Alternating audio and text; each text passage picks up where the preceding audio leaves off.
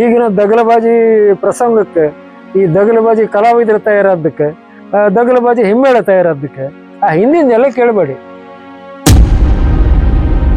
ಚಿಟ್ಟಣಿಯರು ಹೋದ್ರು ಅಲ್ಲಿ ರಂಗೋತ್ಸವ ಯಾವ 3 ಕಾಸಿನ ಹಿಮ್ಮೇಳಾದ್ರು ಅವ್ರು ಕುಣಿತಿದ್ರು. ಕಡೆ ಚೌಕಿ ಬಂದ್ಕೊಂಡು ಅಪ್ಪಿ ಅದೆಂತ ಬರ್ತೆ ಬರೀ ಹಂಗಲ್ಲ ಬಂತು ತೋ ಹಂಗಲ್ಲದು ಅಂತ ಹೇಳ್ತಿದ್ರು. ಈಗ ರಂಗಸ್ಥಳದಲ್ಲೇ ಚಂಡಿ ಅವಂಗೆ ಮೊದ್ಲೇ ಅವಂಗೆ ಕೈ ತೋರ್ಸುದು, ಭಾಗವತರು ಕೈ ತೋರ್ಸುದು, ತಿರ್ಗಿ ನಿತ್ಕೊಂಬುದು ಇದೆಲ್ಲ ಜೋರಿತ್ತು. ಈಗ ಹಿಂಗ್ ಮಾಡಿದ್ರೆ ಕ್ವಿಕ್ ಇರ್ಬೇಕಾದ್ರೆ ಅವ್ ಹೋಗುತ್ತೆ ನೇಳುವರೆಗೂ ತೈತ ಬರ್ಬೇಕಲ್ಲ. ಅವ್ ಕೆಳಗಿಳಿದು ಹೋದ್ರು ಇಲ್ಲ ಮೊದ್ಲೇ ಚಂಡಿ ಬಾರಿಸಿದ್ರು ಹೇಳಿದ್ರೆ ಅದು ಅಸಂಬದ್ಧ ಹೇಸಿಕೆ ಅಲ್ಬೋದು. ಮತ್ತೆ ಭಾಗವತ ಅವನ ಶಬ್ದ ಅಕ್ಷರ ಎಲ್ಲಿ ಮುಟ್ಟುತ್ತೆ ಅದ್ರ ಬಗ್ಗೆ ಲಕ್ಷ್ಯ ಇರ್ಬೇಕು. ಇಲ್ಲ ಅವ ಅರ್ಥ ಹೇಳಿ ಮುಗಿದ್ಕೊಳ್ಳಿ ಹಿಂಗ್ ತಿರ್ಗಿ ನೋಡ್ಬಿಟ್ಟು ಶುರು ಮಾಡೋದು. ಈಗಿನ ಭಾಗವತರ ಹಿಂಗಿತ್ತು.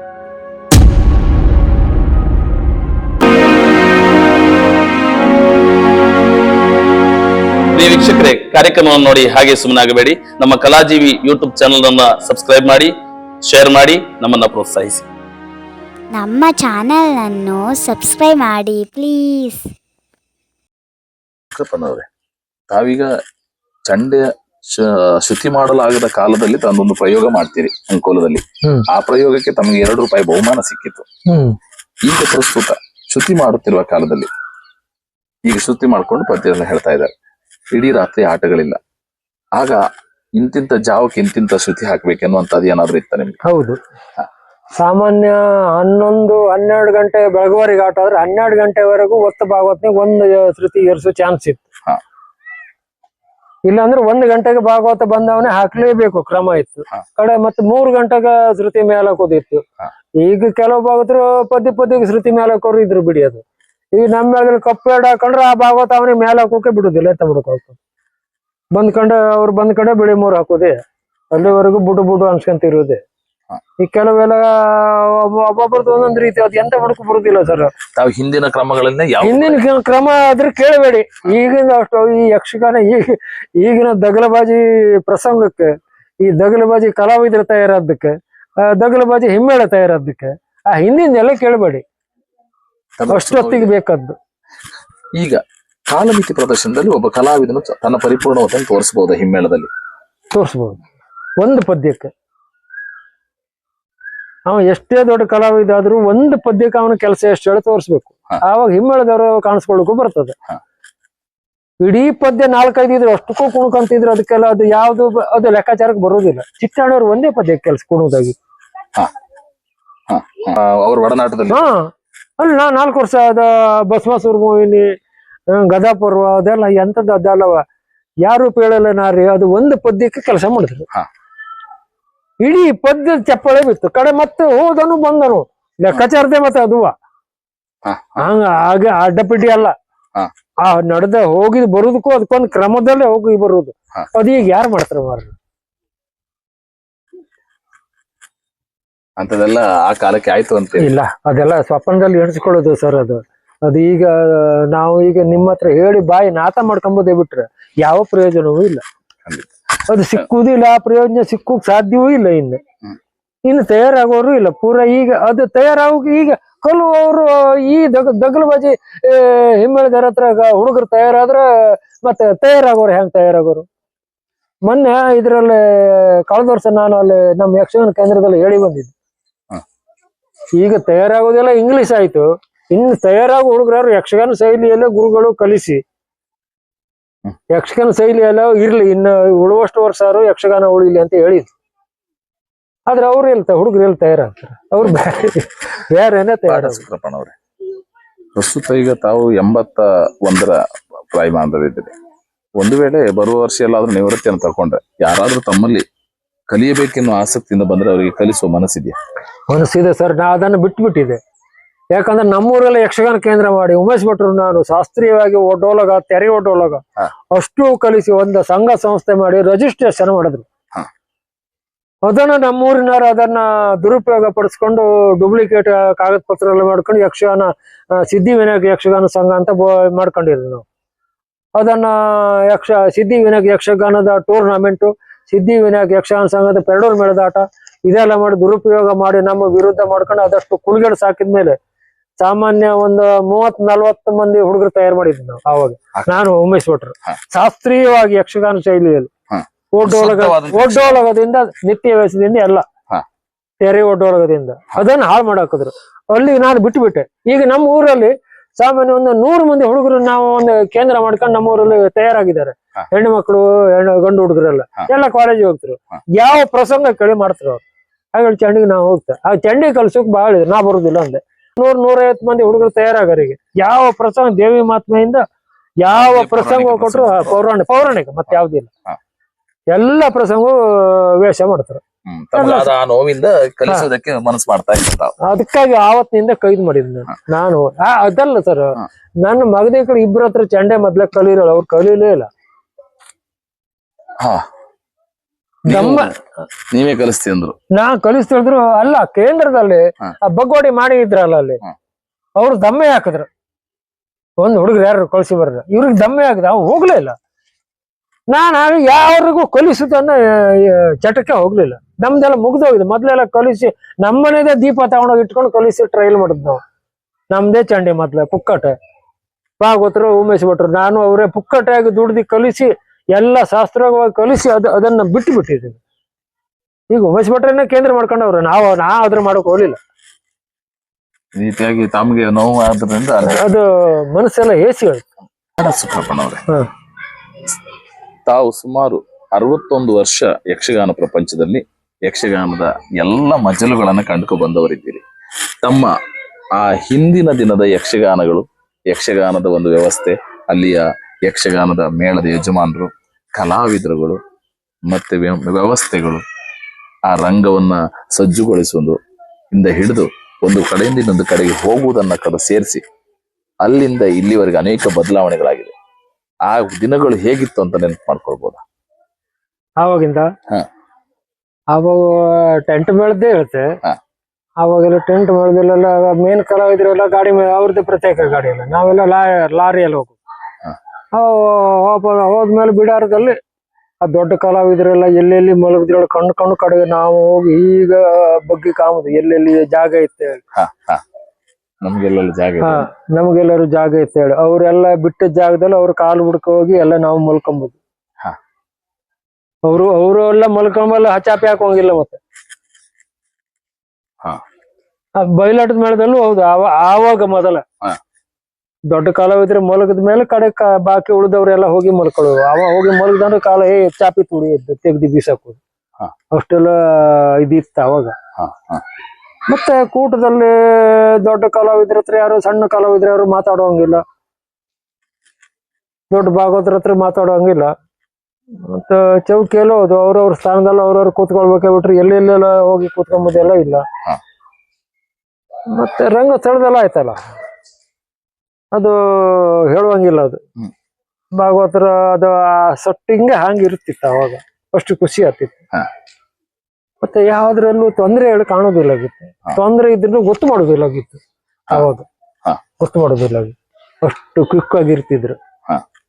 ಹೊರಗೆ ಕರ್ಕೊಂಡು ಹಾಗೆಂತ ಮಾಡಿದೆ ಹೇಗೆಂತ ಮಾಡಿದೆ. ಮತ್ತೆ ಚಿಟ್ಟಣಿಯರು ಹೋದ್ರು ಅಲ್ಲಿ ರಂಗಸ್ಥಳ ಯಾವ 3 ಕಾಸಿನ ಹಿಮ್ಮೇಳಾದ್ರು ಅವ್ರು ಕುಣಿತಿದ್ರು. ಅವ್ರು ಕಡೆ ಚೌಕಿ ಬಂದ್ಕೊಂಡು ಅಪ್ಪಿ ಅದೆಂತ ಬಾರಿಸ್ತೆ ಬಾರಿ ಹಂಗಲ್ಲ ಮತ್ತೆ ತೋ ಹಂಗಲ್ಲದು ಅಂದೇಳಿ ಹೇಳ್ತಿದ್ರು. ಹಾಗೇಳಿ ಈಗಿನ ಕಲಾವಿದ್ರು ರಂಗಸ್ಥಳದಲ್ಲಿ ಕಣ್ಣು ಬಿಡುದು, ಕೈ ತೋರಿಸೋದು ಇದೆಲ್ಲ ಇತ್ತು. ಅವಾಗೆಲ್ಲ ಅದೆಲ್ಲ ಮಾಡುದಿಲ್ಲ, ಮಾಡಬಾರ್ದು. ಈಗ ರಂಗಸ್ಥಳದಲ್ಲೇ ಚಂಡಿ ಅವಂಗೆ ಮೊದ್ಲು ಅವಂಗೆ ಕೈ ತೋರ್ಸುದು, ಭಾಗವತರು ಕೈ ತೋರ್ಸುದು, ತಿರುಗಿ ನಿತ್ಕೊಂಬುದು ಇದೆಲ್ಲ ಜೋರು ಇತ್ತು. ಈಗ ಅದೆಲ್ಲ ಅಸಂಬದ್ಧ. ಯಕ್ಷಗಾನಗ ಅವ್ ಎಂತದೇ ತಪ್ಪಿದ್ರೆ ಹಿಮ್ಮೇಳ್ದವ್ರಾಗ್ಲಿ ಮುಮ್ಮೇಳ್ದವಾಗ್ಲಿ ಚೌಕಿಗೆ ಬಂದೇ ಹೇಳ್ಬೇಕೆ ಬಿಟ್ರೆ ರಂಗಸ್ಥಳದಲ್ಲಿ ಮಾತಾಡೋಂಗಿಲ್ಲ, ಮಾತಾಡಬಾರ್ದು.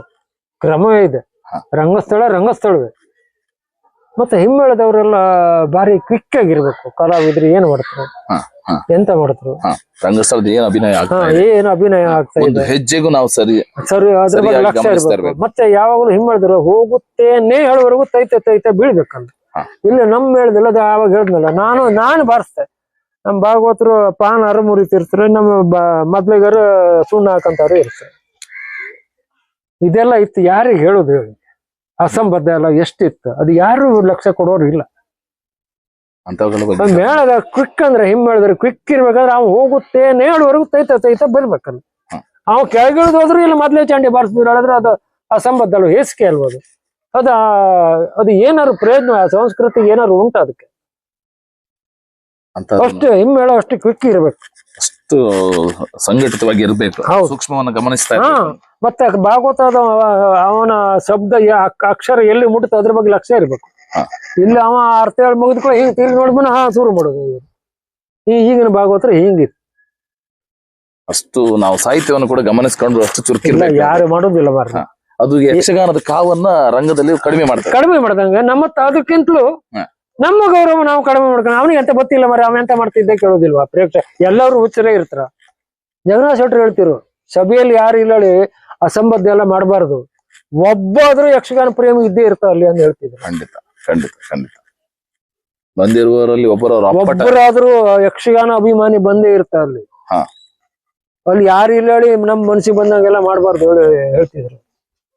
ಇದನ್ನೆಲ್ಲ ತಾವು ಅದೆಲ್ಲ ನೆನ್ಪಿಟ್ಕೊಂಡಿದ್ ನಾನು. ನಾವು ಅದನ್ನೆಲ್ಲ ಪರಿಪಾಲಿಸಿಕೊಂಡು ಬರುವಾಗ ಹೀಗಿದಲ್ಲ ಆದಾಗ ತಮಗೆ ನಮ್ಗೆ ಬೇಜಾರಾಗ್ತದೆ. ಎಂತ ಮಾಡೋದಿಲ್ಲ, ದುಡ್ಡಿಗೆ ಆಗ್ಬಾರ್ದು, ಮತ್ತೆಂತ ಮಾಡೋದು? ಯಾವ ಸಮಾಧಾನವೂ ಇಲ್ಲ ರಂಗಸ್ಥಳದಲ್ಲಿ ಸಮಾಧಾನ ಇಲ್ಲ. ಅದೊಂದು 2 ಪದ್ಯ ಅವ್ರು ಹೇಳಿಕ ಅಲ್ಲೊಂದು ಖುಷಿ ಬರ್ತದ, ಅಷ್ಟಕ್ಕಾಗೆ ಸಂತೋಷ ಪಡೋದು ಬಿಟ್ರೆ ಇನ್ನು ಮುಂದೆ ಹೇಗ? ಅವರು ಹೇಳ್ತಿದ್ರು ಒಳಗ್ ಬಂದೆ, ತಮ್ಮ ಇಲ್ಲಿ ಬಾ ಅಂತ ಹೇಳಿ ಕೂರಿಸ್ಕೊಂಡು. ಈಗ ಸಿನಿಮಾದಲ್ಲಿ ಒಬ್ಬ ಏಣಿ ಮೆಟ್ಲು ಹತ್ತೋರ್ಗ ಟಕ್ಕ ಟಕ್ಕ ಟಕ್ಕ ಶಬ್ದ ಬರ್ತದಲ್ಲ ಬೂಟಿಂದು.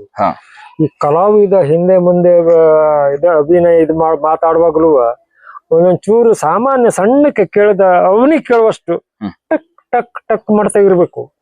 ಅದು ಒಂಥರದ ರಂಗದ ಕಾವು ತುಂಬುತ್ತದೆ, ಮತ್ತೆ ಒಂಥರದ ಪ್ರೇಕ್ಷಕರಿಗೆ ಒಂದು ಸಂತೋಷವೂ ಇರ್ತದೆ, ಚುರುಕುತನ ಇದೇ ಇರುದು ಹೇಳಿ ಗೊತ್ತಾಗ್ತದೆ.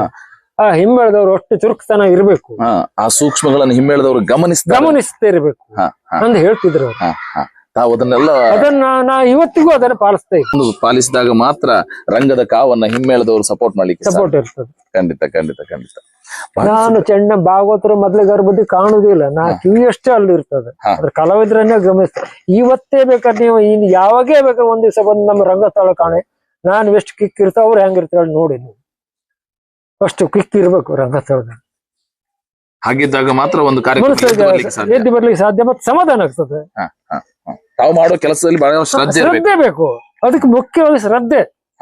ಯಕ್ಷಗಾನದಲ್ಲಿ ಶ್ರದ್ಧೆ ಇಲ್ವಾ ಅವ್ನು ಹೋಗ್ಬಾರ್ದು. ಅದಕ್ಕೆ ಒಟ್ಟಾರೆ ದುಡ್ಡು ಸಿಗ್ತದೆ ಏನಾದ್ರು ಮಾಡ್ಕೊಂಡ್ ಬರೋದು, ಏನಾದ್ರು ಮಾಡ್ತಾ ಕೂತ್ಕೊಂಬುದ್ರೆಲ್ಲ ಅರ್ಥ ಇಲ್ಲ.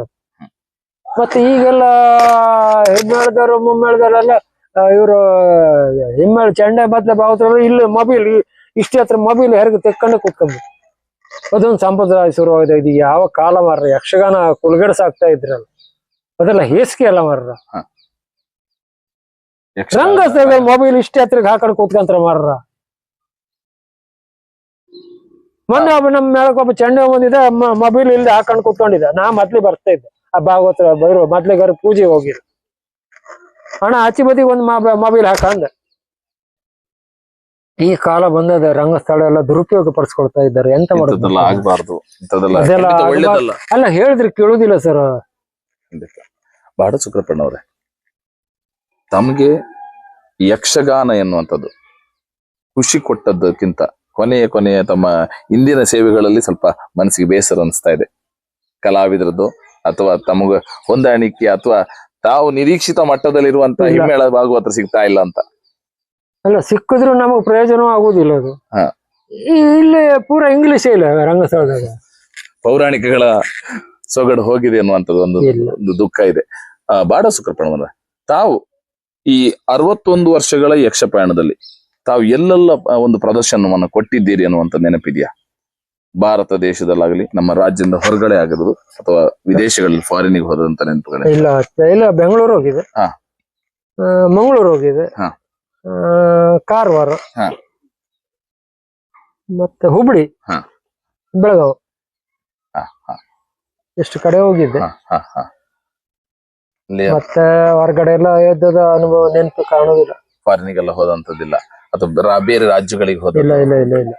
ಬಾಂಬೆ, ಹೈದರಾಬಾದ್ ಅಂತ ಕರ್ನಾಟಕ ರಾಜ್ಯದಲ್ಲೇ ತಾವು ತಮ್ಮ ಸೇವೆಯನ್ನ ಕೊಟ್ಟಿದ್ದೀರಿ. ಚಿಕ್ಕಮಗಳೂರು ಇದು ಪೂರ್ವ ಜೊತೆಗೆ ದುರ್ಗಪ್ಪಣ್ಣ, ನಾನು ಶಂಕರ್ ಭಗತ್ ಮಳೆಗಾಲ ಕಾರ್ಯಕ್ರಮ ಆಟಕ್ಕೆಲ್ಲ ಚಿಟ್ಟಾಣರು ಎಲ್ಲ ಅಮೃತಸರಿ ಮೇಳ ಸಟ್ಟಿಗೆ ಮಳೆಗಾಲಕ್ಕೆ ಒಂದು 7-8 ಆಟಕ್ಕೆ ಹೋಗ್ತಿದ್ದೆ ಪ್ರತಿ ವರ್ಷ ಅಷ್ಟೇ.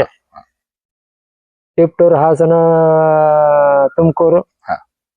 ಈ ಕಡೆಗೆಲ್ಲ ಹಾ. ಮಳೆಗಾಲ ಕಾರ್ಯಕ್ರಮ ಹೋದಷ್ಟೇ ನೆನಪು, ಮತ್ತೆ ಹೊರಗಡೆ ಎಲ್ಲ ನೆನಪು ಇಲ್ಲ, ಹೋಲಿಲ್ಲ ನಾನು. ಬಾಡ ಸುಖಪ್ಪನವ್ರೆ, ಹ್ಮ್. ತಾವು ಯಕ್ಷಗಾನ ಪ್ರದರ್ಶನಕ್ಕಲ್ಲದೆ ಬೇರೆ ತಾಳಮದ್ದಲೆಗೋ ಅಥವಾ ಗಾನ ವೈಭವಕ್ಕೋ ಇಂಥದಕ್ಕೆಲ್ಲ ಚಂಡೆ ಬಾರಿಸಿದ ನೆನಪಿದ್ಯಾ? ಗಿರೀಶ್ ಕಾರ್ನಾಡದು ಒಂದು ಪಿಕ್ಚರಿಗೆ ಹಾ. ಗೋಕರ್ಣ ಸಾಣೆಕಟ್ಟಲ್ಲಿ ಒಂದು ಗದಾಪುರದ ಒಂದು ಆಟದ ಕ್ಯಾಸೆಟ್ ಮಾಡಿದ್ದೆ, ಇದು ಪ್ರದರ್ಶನ ಆಯ್ತು. ಹಾ. ಅವ್ರು ರಿಲೀಸ್ ಮಾಡ್ಕೊಂಡು ಹೋಗಿದ್ರು, ಆ ಪಿಕ್ಚರೇ ಬರ್ದೇ ಹೋಯ್ತು. ಗಿರೀಶ್ ಕಾರ್ನಾಡ್ ಅವರು. ಗಿರೀಶ್ ಕಾರ್ನಾಡ್ ಹಾ, ಹಾ. ಗದಾಪರ್ವ ಹಾ. ನಡೀತಾ ಇರುವಾಗ ಹಾ. ಗಿರೀಶ್ ಕಾರ್ನಾಡು ಮತ್ತು ಮತ್ತೊಬ್ಳು ಇವಳು ಗದಾಪರ್ವ ಕೌರವನಿಗೆ ಭೀಮ ಹೊಡಿಯುವಾಗ ಅವ್ರಪ್ಪ ಕೊಂಡ್ತಿದ್ರು. ಹಾ, ಹಾ. ಸಭೆಯಲ್ಲಿ ಇರೋದು ಅವರು, ಹಾ. ಈ ಸಿನಿಮಾದವರು. ಹಾ. ಅದೊಂದು ಇದಾಗಿತ್ತು, ಅದು ಎಂತ ಆಯ್ತು ಹೇಳೋ ಗೊತ್ತಾಗ್ಲಿಲ್ಲ ಕಡೆ. ಅಂತದೊಂದು ನೆನಪಿದೆ. ಅದೊಂದು ನೆನಪಿದೆ, ಹಾ, ಹಾ. ಗಿರೀಶ್ ಕಾರ್ನಾಡ್ ಮಾಡಿದ್ದು ಹಾ. ಗೋಕರ್ಣದಲ್ಲಿ. ಗೋಕರ್ಣದಲ್ಲಿ ಮಾಡುವಂತ ಒಂದು ವಿಶೇಷವಾದ ಕಾರ್ಯಕ್ರಮ, ಅದೊಂದು ರಿಲೀಸ್ ಆಗಿತ್ತೆ ಇಲ್ವಾ ಅಂತ ನಿಮ್ಗೆ ಅದು ನೆನಪಿಲ್ಲ? ಗೊತ್ತಿಲ್ಲ ಅದು. ಸುಖಪ್ಪನವರೇ, ತಾವು ತಾಳಮದ್ದಲೆಗಳಿಗೆ ಅಥವಾ ಬೇರೆ ಯಾವ್ದಾದ್ರು ಗಾನ ವೈಭವ, ನಾಟ್ಯ ವೈಭವದಂತ ಕಾರ್ಯಕ್ರಮಗಳಿಗೆ ಹೋದ? ಹೌದು, ಹೋಗಿದೆ. ಹಾ. ಗಾನ ಹೋಗಿ ಸಾಲಿಗ್ರಾಮದಲ್ಲಿ ಹೋಗಿದೆ ಹಾ, ಒಂದ್ಸಲ, ಹಾ, ಹಾ. ದಾರಸರಿದ್ದ ಅವಾಗ. ಹಾ. ಕಡೆಗೆ ಮತ್ತೆ ಅಲ್ಲ ಗಾನ ವೈಭವ 3-4 ಕಡೆಗೆಲ್ಲ ಹೋಗಿದ್ದು. ಹಾ. 3-4 ಕಡೆ ತಾಳ ಮೊದ್ಲ ಲೆಕ್ಕ ಇಲ್ಲ ಬಿಡಿ, ಅದ್ನ ಹಾ. ಮೊದ್ಲಿಗೆ ಹೋಗುದಾಗಿತ್ತು. ಹಾ, ತಾಳಮದ್ದಲೆ ಹೋಗ. ಹಾ, ಹಾ. ತಾವು ಚಂಡೆ ಅಲ್ಲದೆ ಮದ್ದಲೆ ಅಲ್ಲದೆ ಭಾಗವತಿಕೆ ಮಾಡಿದ ನೆನಪಿದ್ಯಾ? ಇಲ್ಲ. ವೇಷ ಮಾಡಿದ ನೆನಪಿದ್ಯಾ? ವೇಷ ಮಾಡಿದ್ದು, ವೇಷ ಮಾಡಿದ್ರೆ ಮೊದಲು ವೇಷ ಮಾಡ್ತಿದ್ದೆ ನಾನು. ಆರಂಭದಲ್ಲಿ. ಹೌದು. ಆರಂಭದಲ್ಲಿ ಬಂದಾಗ ರಂಗಸ್ಥಳಕ್ಕೆ ಯಾವ ವೇಷಗಳಿಂದ ಬಂದ್ರಿ? ಸುಧನ್ವ ಕಾಲದಲ್ಲಿ ಸುಧನ್ವ ಒಂದು 4-5 ಸುಧನ್ವ ನೋಡಿದೆ. ಹಾ. ಮತ್ತೆ ಜಾಂಬವತಿ ಕೃಷ್ಣ ಕಲ್ಯಾಣದಲ್ಲಿ ಕೃಷ್ಣನ್ ಮಾಡಿದ್ದೆ. ಹಾ, ಹಾ. ಮತ್ತೆ ವಾಲಿ ಸುಗ್ರೀವರ ಕಾಲದಲ್ಲಿ ಸುಗ್ರೀವನ್ ಒಂದು 3-4 ಮಾಡಿದ್ದೆ. ಹಾ. ಮಾರುತಿ ಪ್ರತಾಪದಲ್ಲಿ ಮಾಧವ ಪಡ್ಗಾರ, ಗುಮ್ಟ, ಗೋವಿಂದ್ಯಾಕರ ಜೊತೆಗೆ ನಾರದನ ಒಂದು 7-8 ಮಾಡಿದ್ದೆ. ಹಾ, ಹಾ. ಮಾರುತಿ ಪ್ರತಾಪದಲ್ಲಿ. ಮಾರುತಿ ಪ್ರತಾಪ. ಹಾ. ಹಾ. ಅಷ್ಟೇ. ತಾವು ಯಕ್ಷಗಾನದ ವೇಷಗಾರಿಕೆಯನ್ನು ಬಿಟ್ಟು ಚಂಡಿಗಾರಿಕೆಗೆ ಬರ್ತಾರೆ, ಅದರಲ್ಲಿ ಯಾಕೆ ಮುಂದೆ ಹೋಗ್ಲಿಲ್ಲ? ಅದು ಬ್ಯಾಡ ಹೇಳ ಅನಿಸ್ತು ನಂಗೆ. ಹಾ. ಇದ್ರೆಲ್ಲ ಮನಸ್ಸು ಎಳೀತು ನಂಗೆ. ಹಾ, ಹಾ. ಚಂಡೆ ಮೊದ್ಲೇ ಯಾರು ಇಲ್ಲಲ್ಲ ನಮ್ಮೂರಲ್ಲಿ, ನಾನೇ. ಹಾ. ಈಗ ಕೇಳಿದ್ರೆ ಬಾಡ ಸುಕ್ರಪಣ್ಣ, ಬೇಡ ಬಾಡವರ ಚಂಡೆ. ಹಾ. ಅದೊಂದು ವೇಷಕ್ಕೆಲ್ಲ ತುಂಬಾ ಜನಗಳು ಇದ್ರು. ವೇಷ ನಮ್ ಕಡೆ ಬೇಕಾದಷ್ಟು ಜನ ಬಿದ್ರು ಬಿಡಿ, ಲೆಕ್ಕ ಇಲ್ಲ. ಈಗಂತೂ 2 ಟೆಂಟ್ ಮೇಳದಷ್ಟು ಕಲಾವಿದ್ರು ಹಿಮ್ಮೇಳದವ್ರು ಇದ್ರು, ಅಷ್ಟು ಜನ ಇದ್ರು. ಖಂಡಿತ ಖಂಡಿತ. ಎಲ್ಲ ಮೇಳ ಬಿಟ್ಕೊಂಡು ಮನೇಲಿ ಇದ್ದೀರ. ಯಕ್ಷಗಾನ ಕಲಾವಿದರ ಬದುಕಿನ ಕತೆ, ವ್ಯತೆ, ನೋವು, ನಲಿವುಗಳನ್ನ ಅನಾವರಣಗೊಳಿಸುವ ನಮ್ಮ ಕಲಾಜೀವಿ ಯೂಟ್ಯೂಬ್ ಚಾನೆಲ್ ನ ಸಬ್ಸ್ಕ್ರೈಬ್ ಮಾಡಿ, ಶೇರ್ ಮಾಡಿ, ನಿಮ್ಮವರಿಗೆಲ್ಲ ತಲುಪಿಸುವ ಮೂಲಕ ನಮ್ಮ ಪ್ರಯತ್ನಕ್ಕೆ ತಮ್ಮ ಪ್ರೋತ್ಸಾಹವಿರಲಿ.